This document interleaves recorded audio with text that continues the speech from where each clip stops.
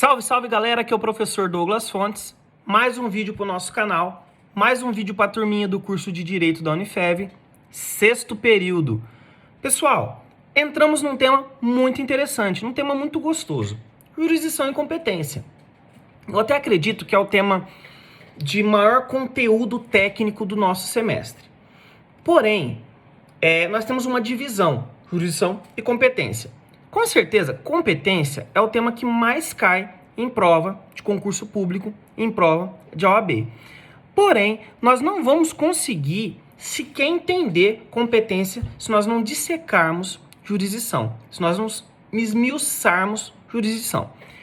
Pois bem, para que nós possamos esmiuçar a jurisdição, precisamos entender o que é a jurisdição. Aprendemos já no direito constitucional, vocês já que estão no terceiro período, porém vale lembrar que jurisdição nada mais é do que poder aplicar a lei ao caso concreto. Ponto. Ok? Então dê uma lidinha ali, artigo 69 até o artigo 81 do Código de Processo Penal. Dá uma vasculhadinha ali no código e compensa.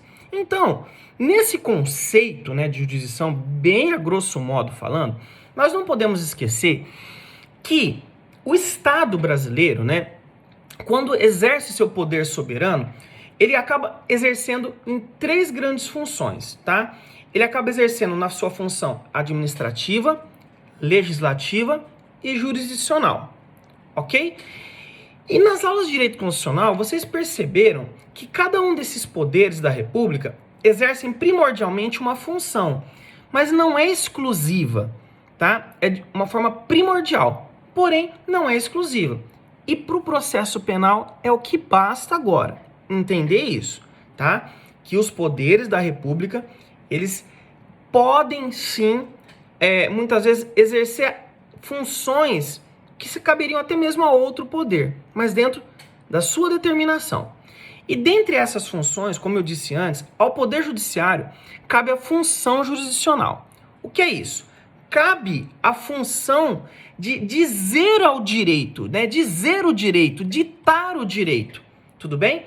E o Poder Judiciário, ao ditar o direito, ele tem os órgãos internos do Poder Judiciário, onde todos eles ditam o direito, exceto o CNJ. Cuidado nas provas. O Conselho Nacional de Justiça, ele é um órgão do Poder Judiciário que não exerce jurisdição. Ele não pode dizer o direito, ok? Por exemplo, eu não posso entrar com mandado de segurança lá no CNJ. Tudo bem? Outro ponto muito importante é entender, independente desse conceito, inclusive eu coloquei um conceitozinho um pouquinho diferente no material de vocês, que é importante vocês darem uma lida, mas é entender onde que fica, dentro do processo penal, circunstâncias onde outros órgãos, outros poderes nos auxiliam. Por exemplo, a Polícia Civil. O delegado de polícia, ele tem a circunscrição e a atribuição. O que é? A circunscrição é a competência, entre aspas, do delegado. Quer dizer, é a competência, entre aspas, conferida a autoridades administrativas para a prática de determinada função. Assim, por exemplo, o delegado de polícia possui a atribuição e não competência, pois o termo competência é apenas a órgão jurisdicional. E a circunscrição é o espaço territorial onde esse delegado de polícia, onde essa autoridade policial exerce a sua atribuição, ok?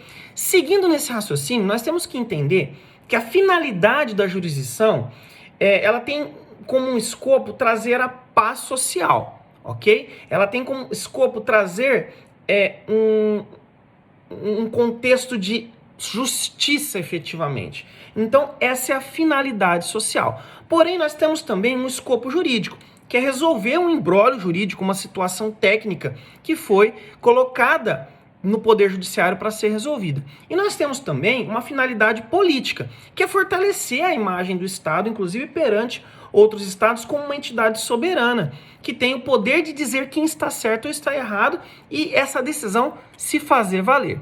Também nós temos, na jurisdição, um escopo educacional e pedagógico, onde no processo penal nós temos por finalidade transmitir à população a aplicação prática do direito, fazendo com que a população se torne cada vez mais consciente daquelas condutas que são penalmente tuteladas, tudo bem? Inclusive tem uma parte da doutrina que entende esse escopo educacional como sendo parte do escopo social. Mas é importante nós conhecermos todos. A prova está aí. Nesse critério, vamos estudar um pouquinho mais quais são as características da jurisdição. Primeira característica, inércia, dispositivo. O Estado, como juiz, ele só se movimenta, ele só presta a tutela judicial se ele for provocado. Por exemplo, nós temos exceções também nesse sentido, que é quando o magistrado ele concede o habeas corpus de ofício. Mas fala, poxa vida, mas o juiz só vai prestar a jurisdição se ele for provocado? Sim, por quê? Se ele não fizer isso, pessoal, ele acaba infringindo critérios técnicos, inclusive. Por exemplo, o princípio da imparcialidade do juiz. Como que ficaria? Se o juiz ele vê uma situação e ele já age por si só, praticamente ele já tomou a decisão, ele já decidiu o que aconteceu. Quer dizer, um conflito jurídico ele não pode se tornar um conflito social. O juiz ele tem que ser técnico, científico, ok? Outra situação, o juiz também não pode dar início a um processo porque ele traria uma situação onde ele colocaria em xeque a imparcialidade dele. E outra coisa, depois de ajuizada essa ação e consequentemente provocado o judiciário, né, até o juiz está quietinho, foi provocado, ele vai conduzir por impulso oficial esse processo. Ele vai fazer o processo andar. Lógico que em alguns momentos ele vai intimar a parte para se manifestar, em alguns momentos vai depender da movimentação da parte. Por exemplo, se a parte não se movimentar, ocorre o fenômeno da perempção. Ou se ocorre uma sentença e a parte não recorre, ocorre a preclusão temporal, né? A parte ela acata aquela decisão, um processo pode transitar em julgado. Mas, via de regra, o magistrado faz com que o processo ande por conta própria, por impulso oficial, ok? Outra situação é o caráter substitutivo, tudo bem? Da jurisdição, onde a jurisdição possui esse caráter substitutivo, por quê? A lei substitui a vontade das partes. A partir do momento que eu levo ao conhecimento do Poder Judiciário aquele problema, ok? As partes, elas dão ao Estado a possibilidade de ele ditar o direito. Entretanto, nem sempre isso ocorre, né? Visto como já dizemos, existem ações em que a vontade do Estado ao prestar a tutela jurisdicional não substitui a vontade das partes, porque elas acabam coincidindo. Por exemplo, imagine só, o Ministério Público denuncia uma pessoa porque ela matou outra. Aquela pessoa, não, eu concordo, eu tenho que ser processado, matei e não me arrependo porque aquela pessoa matou o meu irmão ou matou o meu filho, ok? Mas isso não significa que a pessoa também não vai ter o direito de se defender e ser analisado o fato e ser aplicado a pena de forma correta, ok? Inclusive existe o Instituto do Júri, onde o jurado pode absolver a pessoa sem mesmo justificar, né? Mas é outro ponto, é outra situação, nós vamos ver um pouquinho mais pra frente. Outra característica, definitividade. Como o próprio nome indica, a jurisdição ela é dotada de definitividade, ou seja, em um dado momento, a decisão prestada pelo Estado juiz será definitiva, isto é, imodificável. Tudo bem? Por isso que se diz que as sentenças de mérito são definitivas. Só que nós temos que tomar cuidado. No processo penal, a sentença condenatória, ela nunca faz coisa julgada material, porque a qualquer momento, a qualquer tempo, eu posso promover uma revisão criminal e modificar essa decisão. Seguindo no nosso estudo, nós vamos falar um pouquinho dos princípios da jurisdição. Pessoal, o primeiro princípio é o princípio da investidura, ok? Onde, para exercer a jurisdição, a pessoa deve estar investida desse poder jurisdicional. E esse poder pertence ao Estado, que ele delega esse poder aos seus agentes, que são pessoas que passaram no concurso público, foram aprovadas no concurso público ou pelo 5º Constitucional, lá no artigo 94 da Constituição Federal, ok? Outro princípio é o da indelegabilidade, ok? Uma vez investido desse poder jurisdicional, eu não posso delegar. Nós temos a indelegabilidade externa e a interna. A externa significa que não pode o Poder Judiciário delegar a outros órgãos o poder de julgar alguém, por exemplo, o Poder Executivo, e assim vai. E nós temos também a vertente interna. Por exemplo, não pode uma competência de um julgamento que depende de um órgão jurisdicional, ele simplesmente delegar a outro, simplesmente sem justificar, sem nada, e mesmo justificando. É indelegável? Não pode. Outra situação, a inevitabilidade da jurisdição. Esse princípio, pessoal, ele é aplicado em um dos momentos, em dois momentos praticamente distintos. Um é a vinculação obrigatória ao processo e o outro é a vinculação obrigatória aos efeitos da jurisdição. No primeiro caso, onde se vincula ao processo, né? Iniciado o processo, as partes estão vinculadas à relação processual, não podem mais desistir. Onde o caso o réu, né, ele cometeu uma infração, ele vai ter que se sujeitar à decisão jurisdicional. E nesse segundo caso, por exemplo, a decisão, se eventualmente a vítima ela leva aquele fato ao judiciário, ela tem que suportar aquela decisão, mesmo se ela entender que é injusto. A pena foi pouca, não importa. Se ela levou para a jurisdição, se ela levou para o Estado, poder jurisdicional, ela tem que sujeitar aquilo. Outro ponto é a inafastabilidade da jurisdição ou indeclinabilidade. Lá no artigo 5º, inciso 38, que diz que a lei não excluirá da apreciação do Poder Judiciário lesão ou ameaça de direito. Então, qualquer lesão ou ameaça de direito que nós tivermos, nós temos o direito constitucional de levarmos até o Poder Judiciário para nos verificarmos se nós temos realmente aquele direito ou não.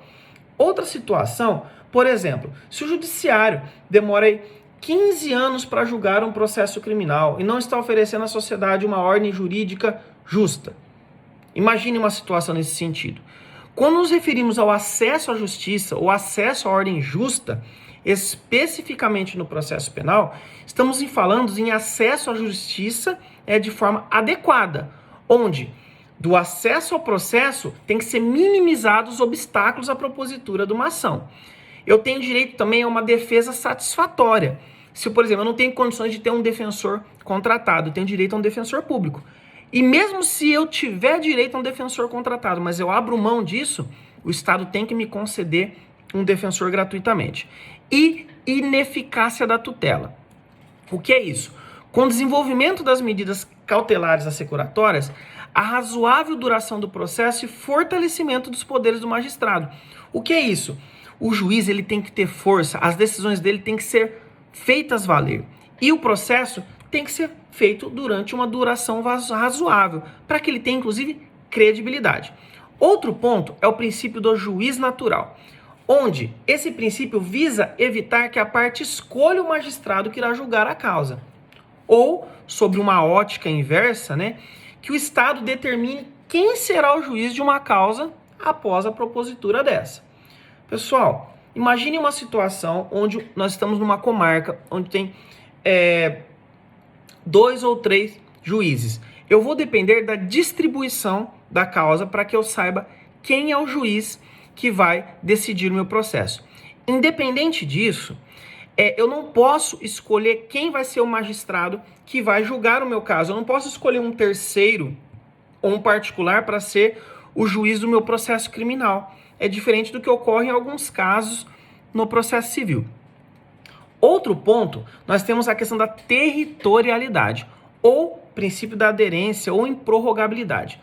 Significa que todo juiz tem jurisdição em todo o território nacional. O que é isso, pessoal? Quem lembra, por exemplo, quando o WhatsApp deixou de funcionar no Brasil por uma ordem judicial? Foi todos os juízes de todas as comarcas do Brasil que fizeram isso? Não. Foi um juiz que determinou que o WhatsApp parasse de funcionar no Brasil todo. Por quê? A jurisdição possui um limite territorial. E esse limite é o território brasileiro.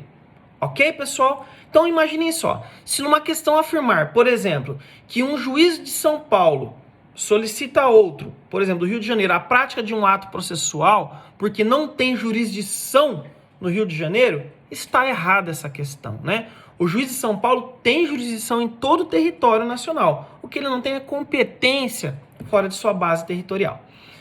Para encerrar o nosso vídeo, para terminar, nós temos as espécies de jurisdição. A doutrina enumera várias espécies de jurisdição, baseada nos mais diversos critérios.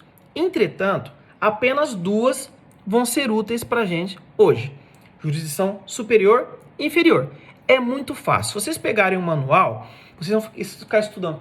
Como que eu sei que eu tenho um tribunal superior? Gente, se estiver lá, tribunal superior, é porque ele é superior. Ponto. Tá? Mas inferior é aquela exercida pelo órgão que atua desde o início do processo. Primeira instância. Tudo bem? E superior, via de regra, é o grau recursal. Frisa-se que os tribunais podem atuar tanto como jurisdição inferior como superior, porque eu tenho processos que se iniciam no tribunal, ok? Eu tenho processos que dão início já diretamente no tribunal, que nós vamos estudar também nesse caso, ok, pessoal? Eu tenho também jurisdição comum e especial. Por exemplo, a jurisdição especial no processo penal, ela é formada pelas duas justiças especiais, estabelecidas lá na Constituição Federal, em razão da matéria. Então eu tenho, por exemplo, a justiça eleitoral e a militar.